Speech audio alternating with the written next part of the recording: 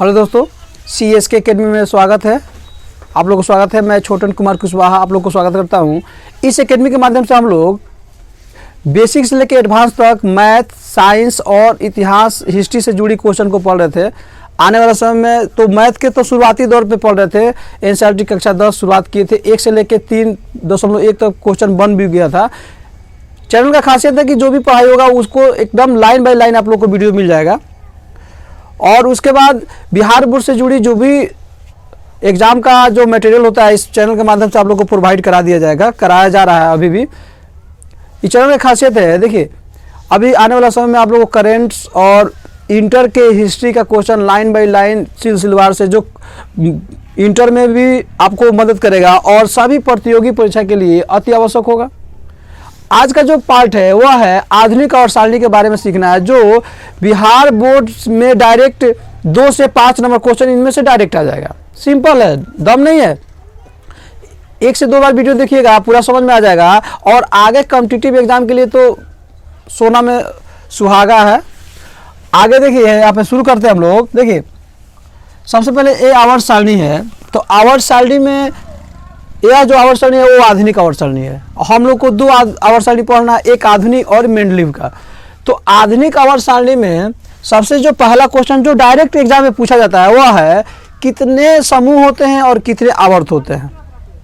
तो समूह कौन होता है, आवर्त कौन होता है, उसको हम लोग जान लेते हैं। देखिए जो यह 1 2 3 4 5 6 7 ये जो है 1 से लेके 7 तक जो ऐसे गया है यह है आवर्त। आवर्त हो जाएगा 7। यानी कि जो बेड़िया है, जिसको देखिए इसको क्षैतिज भी कहा जाता है, इस रेखा को क्षैतिज भी कहा जाता है। एग्जाम में क्वेश्चन आता है आधुनिक आवर्त सारणी में कितने क्षैतिज रेखाएं हैं, या क्षैतिज रेखा को क्या कहते हैं। तो क्षैतिज को क्या कहते हैं, तो आवर्त कहते हैं। कितने, तो 7। अब चलते हैं हम लोग समूह में। तो समूह को ग्रुप भी कहा जाता है और वर्ग भी कहा जाता है। तो जो ऊर्ध्वाधर है, ऊर्ध्वाधर मतलब होता है खड़ा, ऐसे हो, ऐसे ऊपर से नीचे चाहे नीचे से ऊपर हो। तो ऊपर से नीचे यानी कि कितना है 1 2 3 4 5 ऐसे करते करते लास्ट में देखिए 18। तो समूह कितना हो जाएगा, समूह या वर्ग हो जाएगा हमारा 18।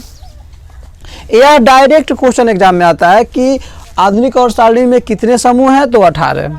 आधुनिक आवर्त सारणी में उदग्र रेखा को क्या कहते हैं, उदग्र मतलब खड़ा, यह खड़ा है। तो समूह हो जाएगा और वर्ग कहते हैं कितना है, तो 18। उसके बाद मेंडलीव की आवर्त सारणी देख लेते हैं। तो मेंडलीव की आवर्त सारणी में कितने समूह थे, देखिए तो आवर्त उसमें मेंडलीव की आवर्त सारणी में जो था आवर्त था 6 और समूह था हमारा 8। इसको याद रखना, बस इसमें से यही याद रखना है कि यह हो गया आधुनिक का और यह हो गया मेंडलीव का। मेंडलीव की आवर्त सारणी में कितने समूह, तो मेंडलीव की आवर्त सारणी में 8 समूह, आधुनिक में तो 18 समूह। और यहाँ पे आधुनिक आवर्त सारणी में आवर्तों की संख्या 7 और मेंडलीव में आवर्तों की संख्या क्या हो जाएगा 6। आवर्त मतलब जो बेड़िया हो, क्षैतिज कतार को हम आवर्त कहते हैं और ऊर्ध्वाधर कतार को, ऊर्ध्वाधर मतलब होता है खड़ा, उसे हम समूह कहते हैं। यह हो गया डायरेक्ट पॉइंट जो एग्जाम में के लिए आता है। अब चलते हैं हम लोग इंटरनल पॉइंट इसमें से चुन चुन के बनाते हैं। देखिए अब कह रहा है किसी वर्ग में ऊपर से नीचे आने पर, वर्ग मतलब ये हो गया, यह हो गया ऊपर से नीचे की तरफ आ रहे हैं, ऐसे करके 18 को बना हुआ है। देखिए 1 2 3 4 5 6 7 ऐसे करके देखिए लास्ट में 18 बना हुआ है। ऊपर से नीचे आने पर होता क्या है, तत्व की संयोजकता समान होती है। तो देखिए संयोजकता यहाँ मतलब 1 नंबर समूह में जितने तत्व दिख रहे हैं 1 2 3 4 5 6 7 यहाँ पे जितने तत्व दिख रहे हैं ना, इस सबके संयोजकता समान होंगे। क्या होंगे, सबके संयोजकता समान होंगे। जैसे आप लोग को देखिए बता देते हैं यहाँ पे, जैसे यहाँ पे हाइड्रोजन ले लेते हैं। तो हाइड्रोजन के होता है परमाणु संख्या 1, इलेक्ट्रॉनिक विनाश 1 हो जाएगा। इसको के इलेक्ट्रॉनिक विनाश जब हम करते हैं तो Kl और M द्वारा इसको क्या करते हैं, निरूपित किया जाता है। हाइड्रोजन का ये हो जाएगा 1। उसके बाद हाइड्रोजन के बाद है लिथियम। तो लिथियम का हो जाएगा लिथियम का हो जाएगा 2 1।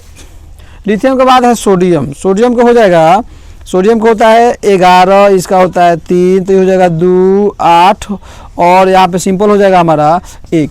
तो लास्ट में सबका 1 आ रहा है, तो यह हो जाएगा संयोजकता। तो संयोजकता इस सबका 1 होगा। यहाँ पे आएंगे तो इस सबका 2 होगा। यहाँ देख लेते हैं, यहाँ पे आता है बेरिलियम, मैग्नीशियम, कैल्शियम, तो इसका हो जाएगा बेरिलियम को होता है 4, तो 2 2, इसका हो जाएगा 2 8 2, इसका हो जाएगा 2 8 8 2, यानी कि लास्ट में सबका क्या आ रहा है 2, यानी कि संयोजकता क्या हो जाएगा, सबका समान होता है।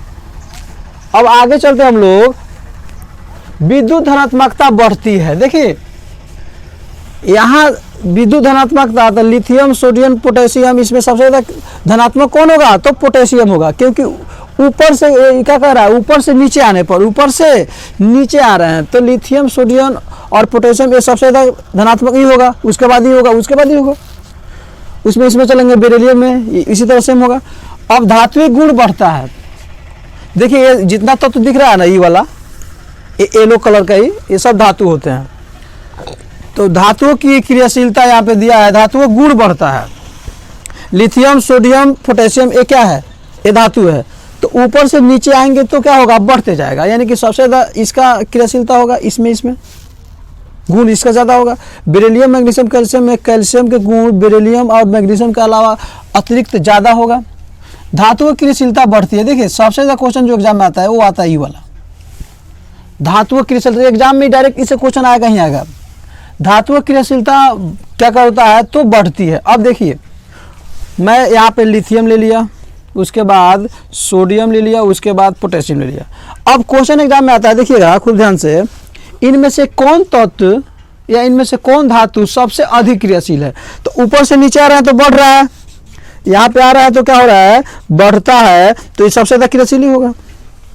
फिर एग्जाम में क्वेश्चन आता है कि इनमें से कौन से तत्व या कौन से धातु क्रियाशील है। तो देखिए क्रियाशील यह भी है, यह भी है, ये भी है, तो क्रियाशील पूछेगा तो तीनों है, और सबसे अधिक क्रियाशील पूछेगा तो नीचे वाले यह हो जाएगा। फिर यहाँ पे बेरिलियम उतार लेते हैं, बेरिलियम, मैग्नीशियम, कैल्शियम, इसमें सबसे अधिक क्रियाशील तो कैल्शियम, क्योंकि ऊपर से नीचे आने पर बढ़ रहा है, तो ये ऊपर है, उसके नीचे ही है, इसके नीचे ही है। अब ये दोनों में सबसे ज़्यादा क्रियाशील कौन होगा, ये नीचे है, तो जो नीचे वाला वो सबसे ज़्यादा क्रियाशील होगा।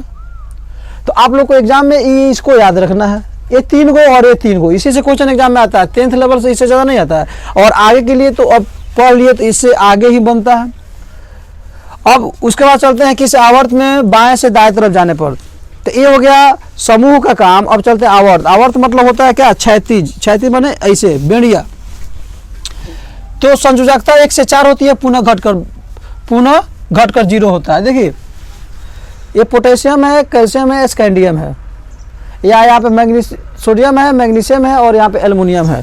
तो मैंने लिखा सोडियम, मैग्नीशियम, एल्युमिनियम और सिलिकॉन। तो संयोजकता इसका 1, इसका 2, इसका 3, इसका 4, बढ़ते जा रहा है। अब पुनः फिर हो जाएगा 3 2 1 फिर 0।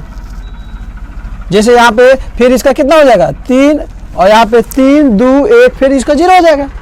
मैं इसका पूरा लिख देता हूँ। ये हो गया, उसके बाद हो गया फास्फोरस, उसके बाद सल्फर, उसके बाद क्लोरीन, उसके बाद आर्गन। अब देखिए फिर एक घटे लगा, इसका होगा 3, इसका 2, इसका 1, इसका 0, और शुरुआत हमने यहाँ से किया। यानी कि ये क्या होता है, संयोजकता 1 से 4 होता है, पुनः घट के 0 हो जाता है। उसके बाद चलते हैं इसमें विद्युत धनात्मकता घटती है। अब देखिए इसको समझने के लिए सिंपल, यहाँ देखिए बाबू, विद्युत धनात्मकता कैसे घटती है या कैसे बढ़ती है। इसमें है विद्युत धनात्मकता घटती है।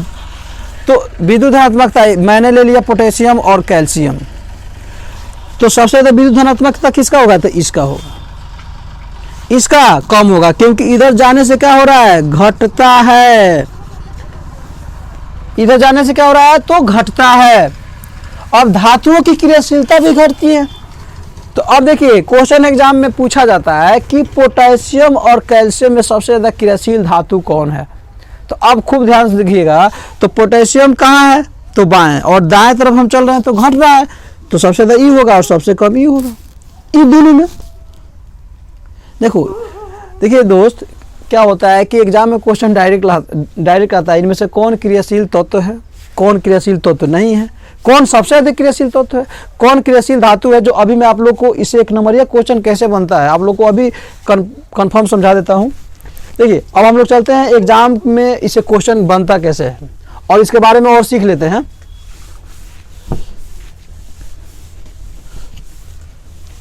देखिए अब इससे क्वेश्चन क्या आता है, 18 नंबर जो ग्रुप है, समूह, वो जो तत्व है वो उसे क्या कहते हैं, अकीरिय गैस। अकीरिय गैस, नोबल गैस, मतलब यह क्रियाशील नहीं होता है। इसमें आता है देखिए हीलियम है, नियॉन है, आर्गन है, क्रिप्टन है, जेनॉन है, रेडॉन है। यह जो होता है 2, 10, 18, 36, 54, उसके बाद ये होता है हमारा 86, यह क्रियाशील नहीं होता, अक्रिय कहते हैं इसे, नोबल गैस। ये किसी भी हालत में किसी तत्व से अभिक्रिया नहीं करता है, जिसको निष्क्रिय गैस के नाम से जानता है, अक्रिय गैस या निष्क्रिय गैस या नोबल गैस। तो क्वेश्चन आता है कि 18 नंबर ग्रुप वाले समूह या 18 नंबर समूह वाले या वर्ग वाले तत्व को क्या कहते हैं। ऑप्शन ए निष्क्रिय गैस, ऑप्शन बी धातु, ऑप्शन सी अधातु, ऑप्शन डी कोई नहीं, तो निष्क्रिय गैस या अक्रिय गैस। फिर क्वेश्चन आता है अक्रिय, आधुनिक आवर्त सारणी में अक्रिय गैस का स्थान कहाँ पे है। ऑप्शन ए 8 नंबर समूह में, तो 8 नंबर में नहीं है, सीधे 18 नंबर में है। अब चलिए यहाँ पे चलते हैं 17 नंबर पर। 17 नंबर में है फ्लोरीन, क्लोरीन, ब्रोमीन और है आयोडीन। इसको हाइड्रोजन समूह बोला जाता है क्योंकि यह सबसे अधिक विद्युत ऋणात्मक तत्व है।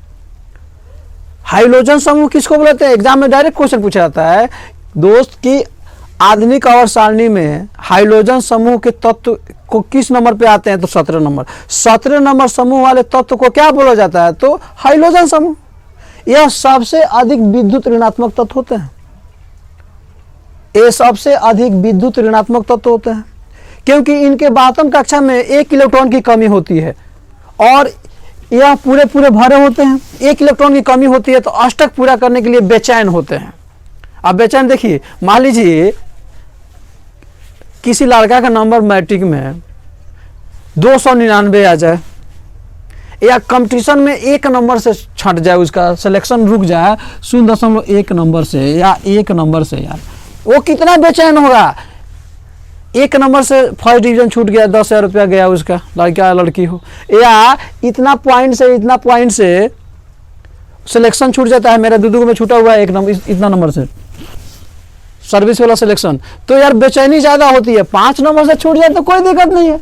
किसी लड़के का नंबर है 290 और किसी का है 299, देखिए सबसे ज़्यादा बेचैन रहेगा ये, यहाँ कम बेचैन रहेगा क्योंकि 90 ना है यार, 10 नंबर चाहिए, ये ज़्यादा बेचैन रहेगा 10,000 रुपये के लिए यार। फर्स्ट डिवीजन तो लिस्ट में नाम आ जाता है, तो इसीलिए ये ज़्यादा बेचैन होते हैं ये समूह, 17 नंबर समूह, क्योंकि इनको 1 कमी होती है और 16 नंबर समूह को 2 कमी होता है तो वो बेचैन होते हैं, लेकिन इनसे कम होते हैं।